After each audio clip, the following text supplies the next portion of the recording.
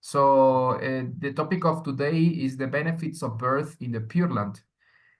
Well, there are many passages in our Amidaji literature and in the passages of Shinran and the Masters.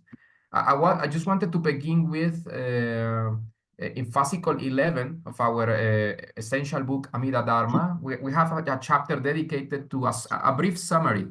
It's good. I think it's a good place to start. You see? So we already saw all of the 10 benefits in this life of having received Shinjin. You know, there are many spiritual benefits, like the benefit of being praised and being protected by all the Buddhas, being protected by the light of Amida's heart, the merit transference and all of that.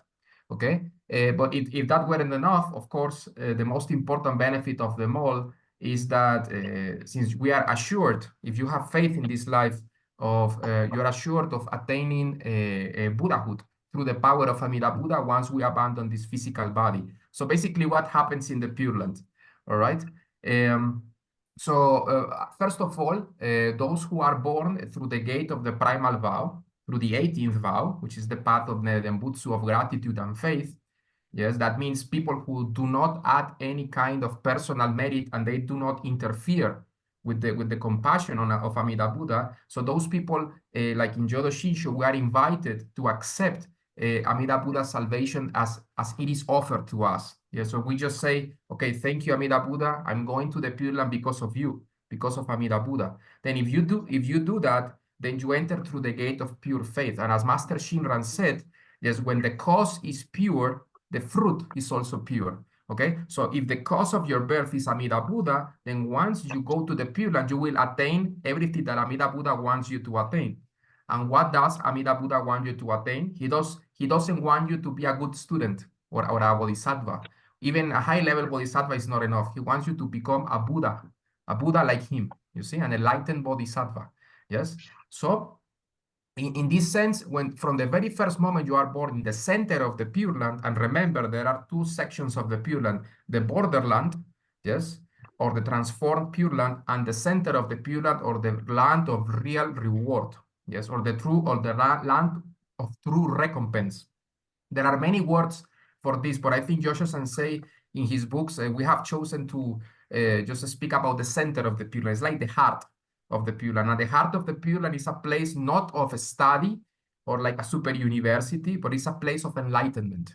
This is one of the trademarks of Jodo Shinshu Buddhism. We don't see the Pure Land as a place to practice like those who practice in the Chinese Pure Land schools, yes, that I know that many of you recognize or you have studied. Yes, I myself studied in the Chinese Pure Lands once, and they think that the Pure Land is some kind of place of a university where you can become a good Buddhist.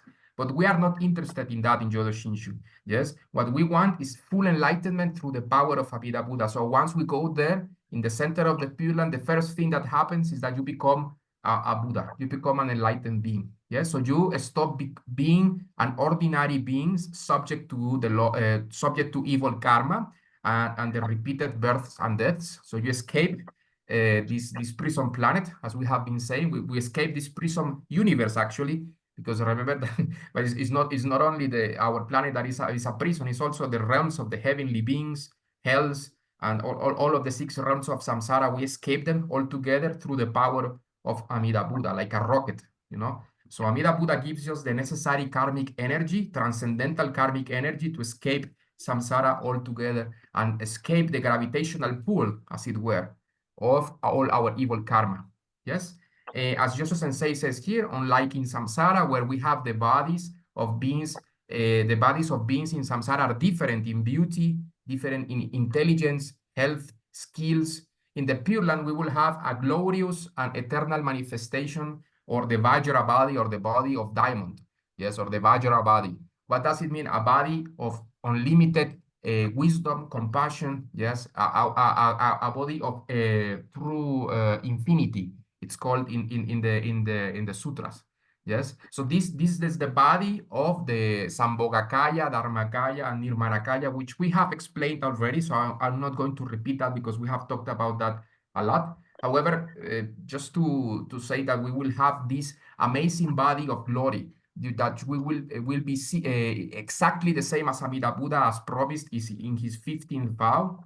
yes, and also as promised in the 11th vow, we will attain nirvana. And this body of Sambhogakaya will be eternally there in the Pure Land with manifestations of perfect beauty and compassion. And from there, we will emanate countless Nirmanakaya bodies or bodies of accommodation through all of the samsaric universes. Yes, and we will also help all the Buddhas in all of the Pure Land. So it's inconceivable what we will do in the Pure Land. So basically, we will go beyond space and time.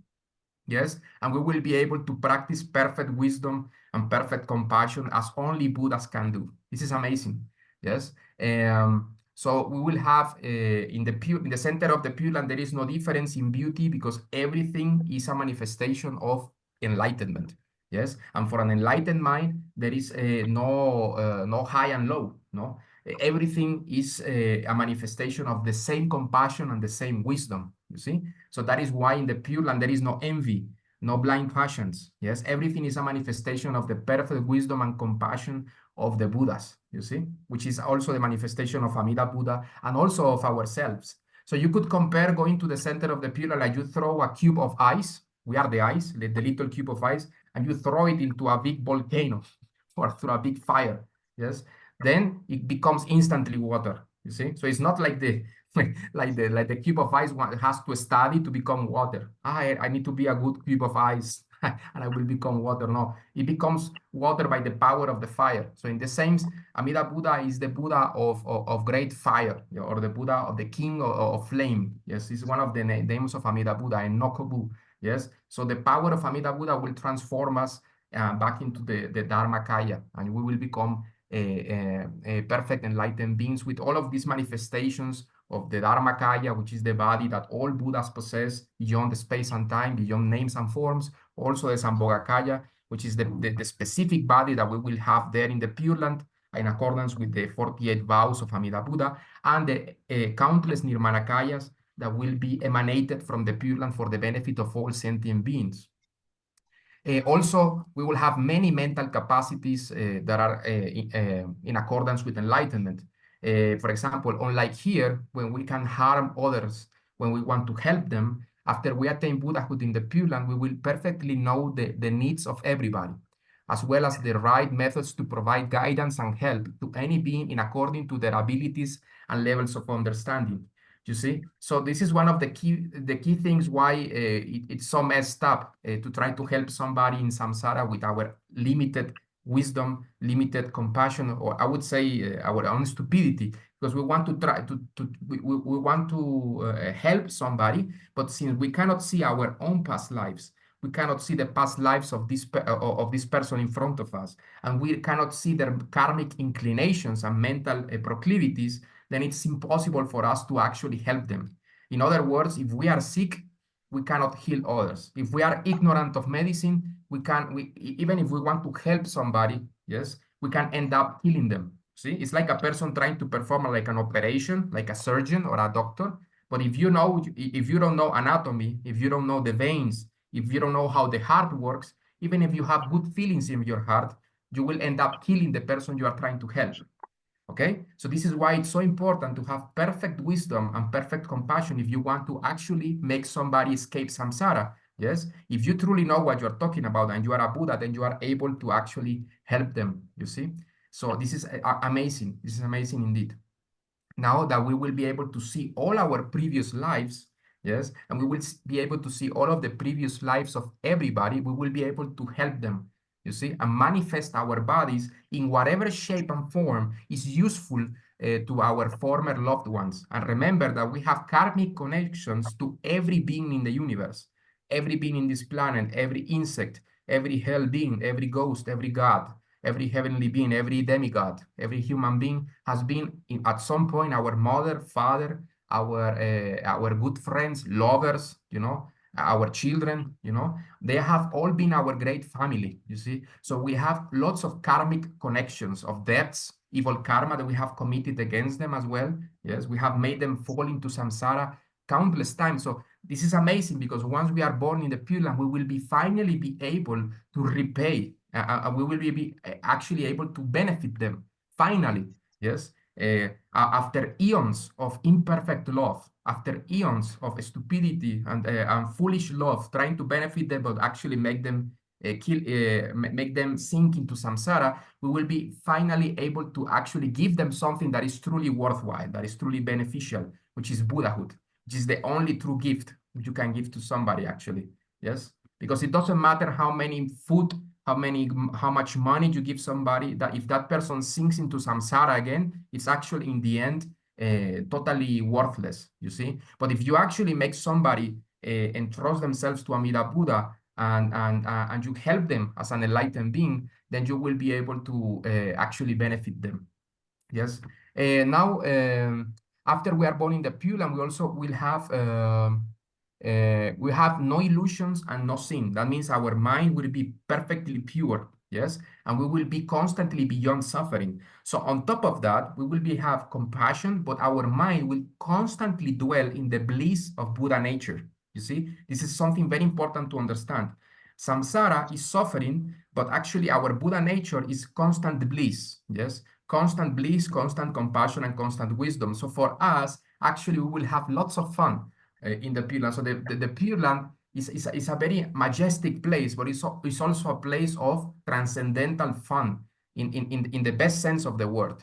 Why? Is because Buddhas are constantly smiling and they enjoy what they do. It's not like Avalokiteshvara or Mahastamaprapta or Amida Buddha are like, oh yes, yes, I can save sentient beings, but it's like a job or something like that. No, for them it's like a constant celebration, you know.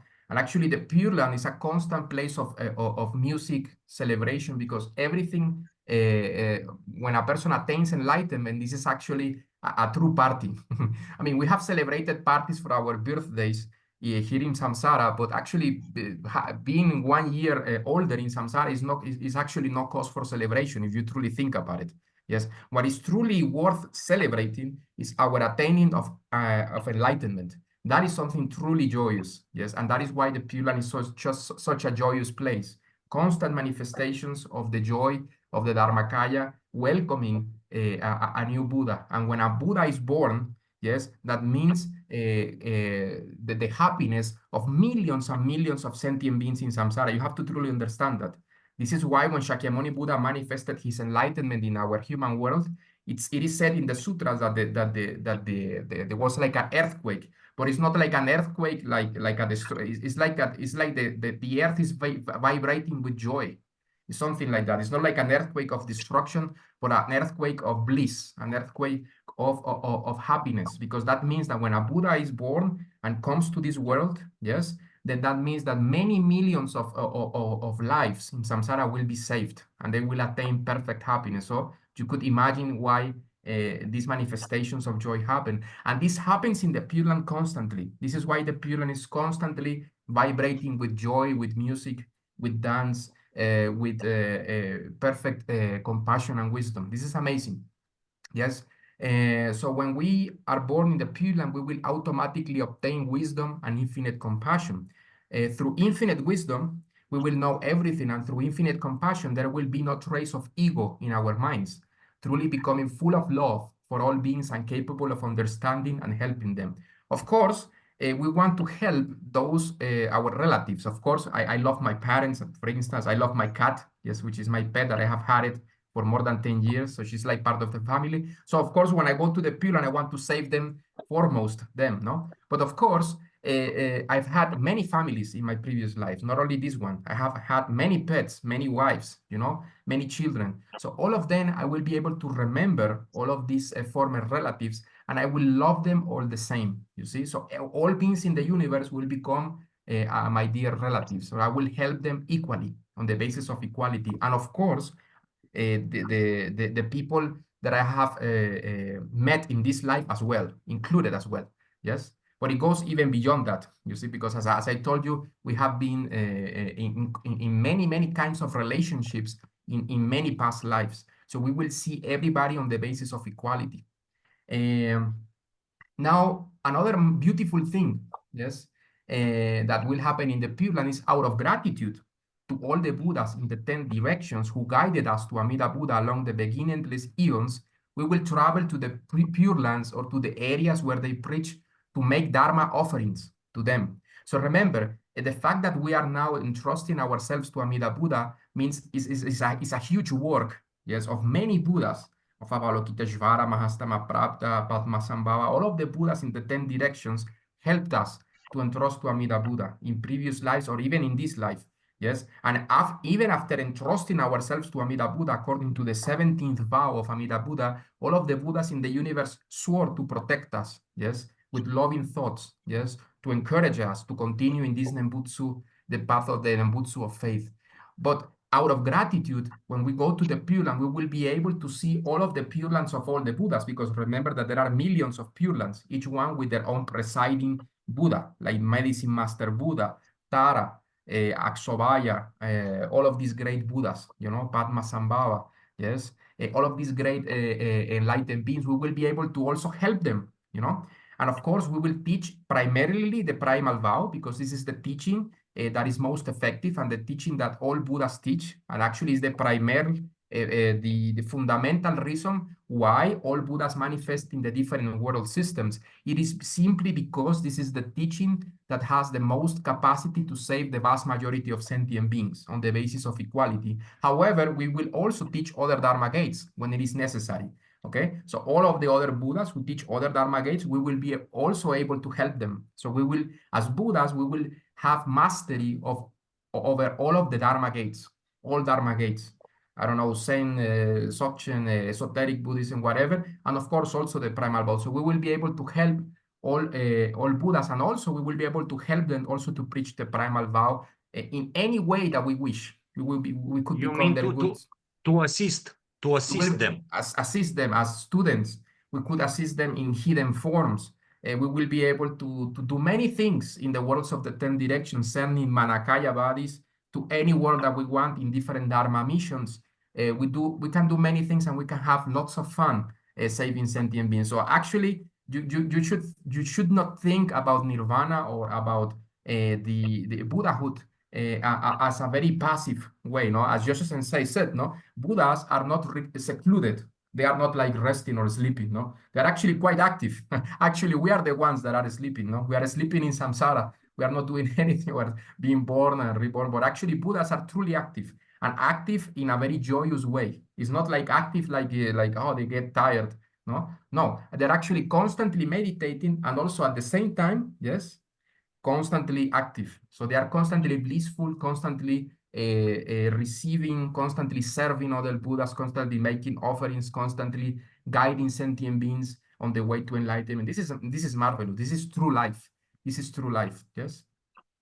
So many are the qualities that we will have after attaining Buddhahood. But of course, even Shakyamuni Buddha himself told us in the larger sutra that even if he spent one kalpa just talking about the beauties and that we will attain in the Pure Land, it will be not enough. Not even with the tongue of a Buddha that has perfect eloquence. So you could imagine that everything that we say here is insufficient to describe the Pure Land. Of course, there are many more things that we could discuss here. And there are many beautiful passages that I want to share with you. Yes, because of course, was only a brief summary.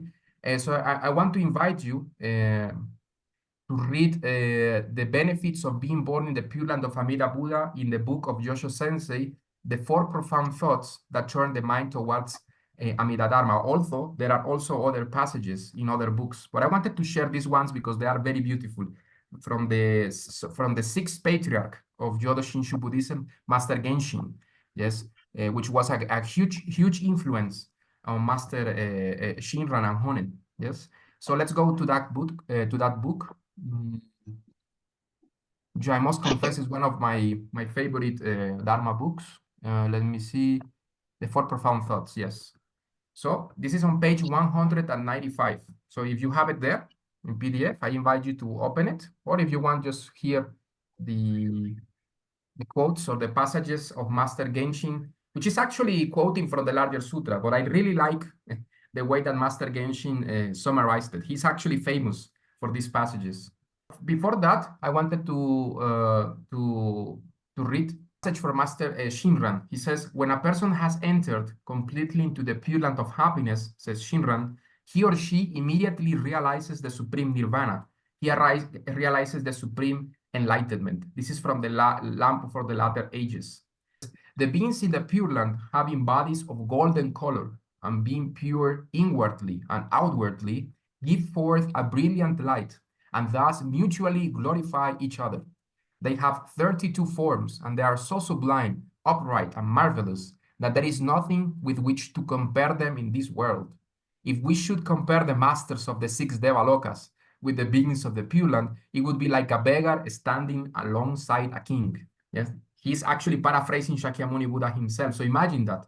So even even the kings of the gods look like vagabonds, filthy beggars compared to beings in the Pure Land. So if somebody tells you that he's in the Pure Land, actually he has like Yes. this is stupid, no?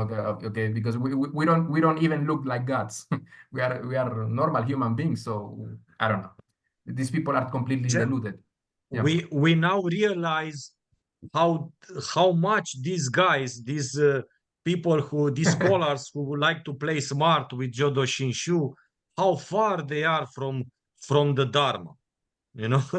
Yeah. I mean, these guys, I don't know. Everything in the Buddhist text, in the sutras, contradict them. They are against every word of Shakyamuni, of Shinra, and so on. Yeah, I So mean, it's like they don't take it seriously. I mean, most of these people, as Yosho Sensei has stated in his books and also in some articles myself, we don't consider these people to be religious. Sometimes they are atheists or irreligious people who want to use Buddhism to create their own philosophies, and that is a pity. It's a pity because actually the Pure Land path is the most profound and the most effective path for this age. So they shouldn't play with this. Yes. They should they maybe should create their own religion if they go want. I don't find a know. job and do something with their Yes, lives, you know. they should, I don't know, maybe work in a restaurant or something. I mean, yes. Now, Master Genshin, I wanted to continue to share with you this passage.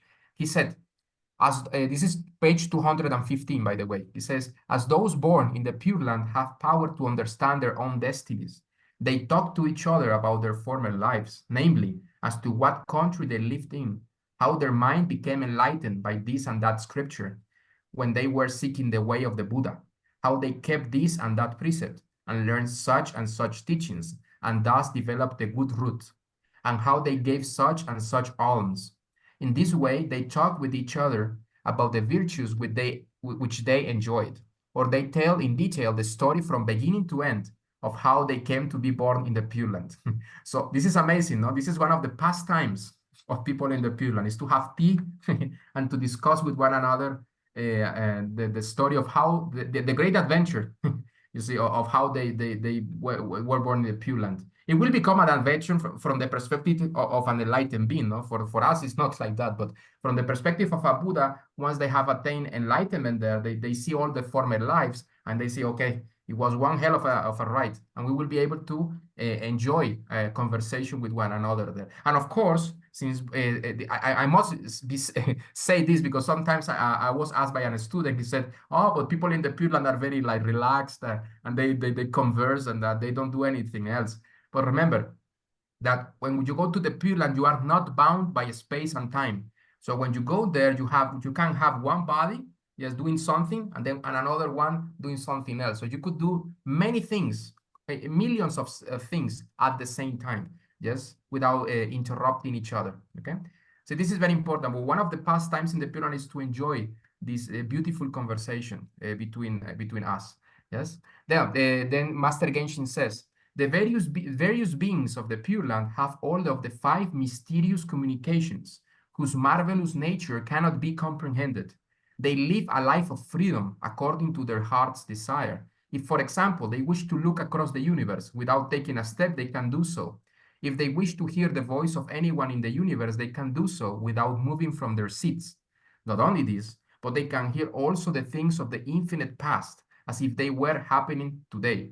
They know the inmost thoughts of the beings of the 6 realms as if they were reflected in a mirror.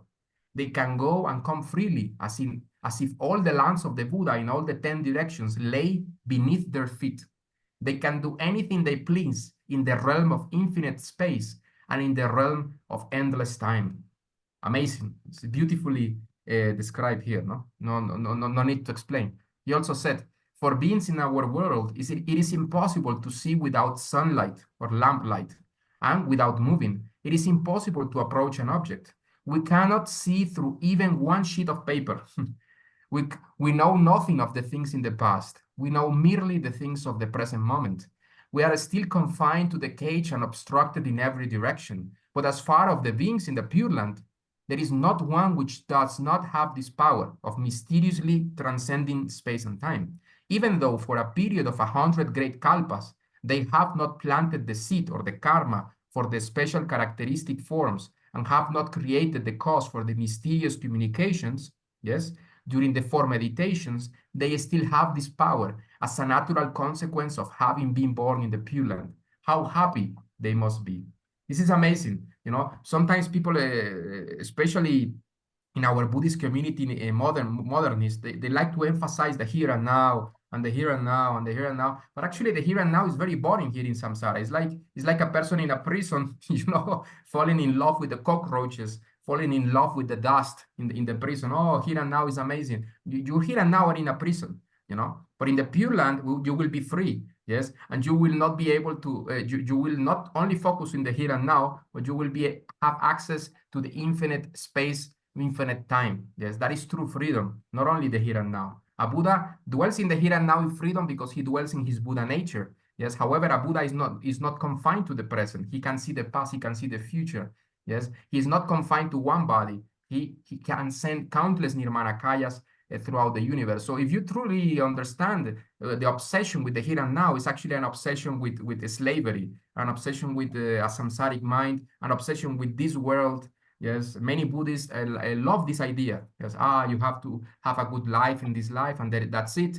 There is no reincarnation, that you can live here, and you have to accept this body and see the beauty of life in samsara. Bullshit. Bullshit. Here in samsara, we see lots of suffering. You see animals being killed, wars, corruption, gangsters. This is a circus of evil karma and stupidity. So if you want to stay here, be my guest. But if you want to escape, there is a better world awaiting for us in the West. And this world is not bound by evil karma, but it is a manifestation of perfect compassion and wisdom. All right? Master Yes, Genshin. in the here and now, you can die.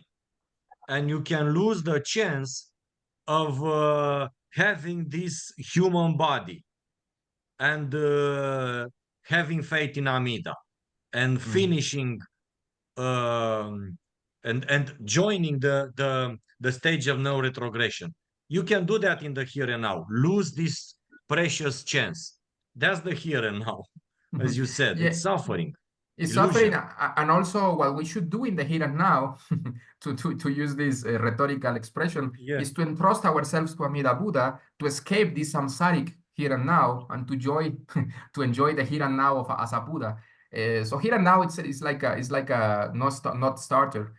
What we should do is to understand that we could lose this precious human body at any moment. We could die at any moment. And if we don't have faith in Amida Buddha, that means that our future is very, very uncertain. Because we don't know where we are headed. But if you have faith in Amida Buddha, you know exactly where you will go after you die. So this is amazing. You will go to become a Buddha. What could be better than that? If you want, I could go on. There are so many other passages. Maybe I want to share maybe another passage of Master Genshin. There are so many, yes, but I want to. Master Genshin said here in page 219. This is a beautiful passage. He says, while believers are still in this present world, seeing and hearing through the scriptures about the various virtues of the Buddha lands of the 10 directions, they beget a heart of longing, and they say sadly to each other, when shall we be able to see the Pure Lands of the 10 directions and meet with the various Buddhas and Bodhisattvas? But if one should by chance obtain birth in this Pure Land of Amida Buddha, one can go in the morning and return in the evening, or go and come in a moment to and from all the Buddha lands which lie in the 10 directions. There one may serve the various Buddhas, live with the great teachers, and continually hear the true Dharma. Such a one obtains entrance into the perfect enlightenment. Moreover, such a one, a person who is born in the Pure Land, can enter the various mundane spheres that means samsaric realms, engage in the various Buddhist ceremonies and practice works of benevolence. Is this not real joy?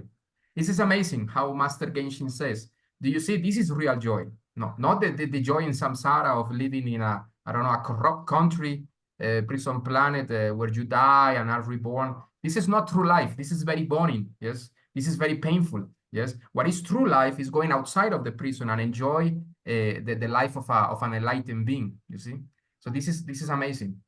All of the things that can be done in the Pure Land. Yes, Master Genshin also said, as it is said in the scriptures or the sutras, all beings who hear of these pleasures rouse a desire to be born into this land. That is because they can meet in fellowship with the various people of the highest good. The virtues of the hosts of bodhisattvas are wonderful. He also said, the great bodhisattvas are numberless, like the grains of sands on the Ganges river. Their color and form is beautiful, and they are full of virtue.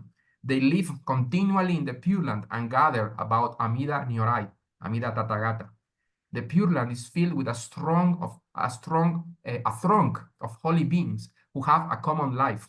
They see each other and hear each other's voice, who seek after the same way. There is no difference among them. There are numberless beings and bodhisattvas from the Buddha lands of the 10 directions, as numerous as the grains of sand of the Ganges river. Each one of these reveals his mysterious power of communication and comes to the pleasant country, the Pure Land, where he looks upon the precious face of Amida Nyorai and makes offerings to him in reverence.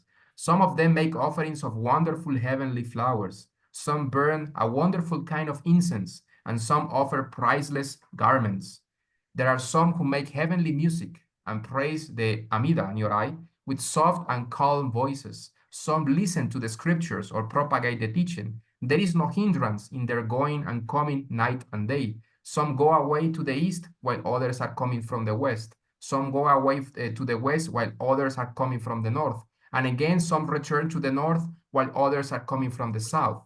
Those are the throngs that come and go from the four corners, the 8 directions, and the directions up and down. It is like a flourishing marketplace. So you can see a marketplace is a place of movement, you know, a place where everybody is like selling vegetables, selling candy or whatever, sweets. But in the Pure Land, it's like a marketplace where people are sharing the Dharma. People are going to this planet. People are going to all of the various samsaric world systems. So this is amazing. I would say that the Pure Land is like an enlightened civilization. You know, it's like a civilization, but of enlightened beings. This is amazing. Okay, because as far as we have seen in this samsara, we have been part of a civilization of stupid beings. So this is why there is so much suffering in this world, because this is a civilization of stupidity. You see, but in the Pure Land, we will be part of a civilization of Buddhas, which will be much better. So to hear once the names of such saints does not happen by accident.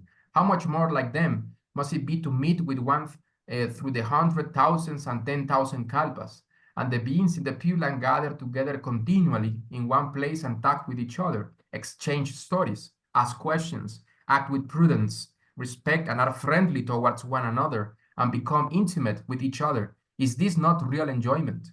Nagarjuna said, the various children of the Buddha, coming from the 10 directions, reveal clearly the mysterious power of communication.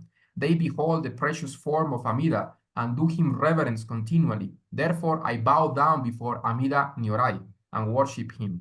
This is amazing, no? And remember that being a Buddha is not only about being kind, but also about having power. Yes, this is why Shakyamuni Buddha was taken very seriously, you know, by the gods and by all sentient beings, because of his great compassion, wisdom, but also because of his power. You know, he was powerful. He could see, he had clairvoyance. He could see the minds of others. He had power over all dharmas, over all phenomena. We will also have the powers of the Buddhas, because these powers are innate in our Buddha nature. And in the Pure Land, we will discover or awaken to this Buddha nature. Yes, and we will have all of the powers thereof. Yes, combined also with the vows of Amida Buddha, which we will have as Sambhogakaya body with this characteristics. So it's amazing.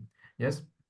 Then Master Genshin also said, whether going or coming, proceeding or remaining, their hearts are unattached. Their acts are in accordance with their will, and are unrestricted, and they have no thought of discrimination. Yes, in them there is no idea of self or others, no idea of compensation or dispute. With the heart of great compassion to benefit all living beings, and with tenderness and self-control, they bear no enmity or grudge against anyone. Free of mental hindrances, they are pure in mind and without indolence. Of course, if you are a Buddha, you don't have anymore the three poisons of greed, anger, and ignorance. Yes, instead, you will have compassion and wisdom. It's amazing. He says their samsaric bodies and evil passions have been extinguished. This is what the word nirvana means. Nirvana means to extinguish, but to extinguish what? To extinguish all of the mental poisons, yes, and to reveal the true life of Buddha nature, yes. So their samsaric bodies and evil passions have been extinguished together with their remaining karmic tendencies. Their wisdom is like the ocean, and their samadhi like the king of mountains. You know, this is one of the 6 paramitas. We will also have the 6 paramitas, one of which is samadhi, with perfect meditation. They are like the great earth because they have no discriminative thoughts, such as pure or impure, beautiful or ugly. They are like the sky because they have no attachments. They are like a flock of playful birds because they do not store things. They are like the vast sky because their great compassion reaches everywhere without discrimination. They have destroyed envy by not being jealous of the superiority of others. Thus they become lamps to the world and fields of supreme merit. They always become teachers and harbor no thoughts of discrimination, aversion, or attachment. Yes, this is why it's such a demonic idea to say that we are in the Pure Land now, because if you are a Buddha here and now, you should be practicing perfect wisdom and perfect compassion. So in other words, you are stating Zach, that you are a Buddha. wait, Zach, please. You wanted to say something. Yeah, that passage you just read, you said Master Jinshin, but I think that's actually just from the larger sutra. It says right there before you read it, it says, as Shakyamuni Buddha said in the larger sutra about the Pure Land. Yes. I'm so sorry. Yes, it's not Master Genshin. In the last passage that I read is actually from the larger sutra. Yes, of course, and also Master Genshin is also paraphrasing many of the things that are very stated in the larger sutra. But yeah, thank you. This is from the larger sutra, from the section describing the activities of bodhisattvas. Yes, but of course, Master Genshin is also reading or paraphrasing the larger sutra, because all of these things are very present there. Yes, but thank you. Yes, you know, the Master Genshin in that work, he actually collects lots of passages from various sources, even from other sutras as well. If you read the Ojoyoshu, he quotes many passages. Yes. Yes, this is one of the trademarks of the great masters like Shinran, Honen, and Genshin, is like their works are actually like great libraries. You see, they had lots of passages from the Shastras, the Sutras, and it's amazing to read that because you can learn many sutras by reading their works. Yes, but yes, technically this is from the larger sutra. I forgot to say you that. are getting older, Kosho Sensei. Oh yes, of course. Yeah. So there are other passages here. Let me see if the next passage is from. Oh yeah, I think this is the last one. There are many other things to say.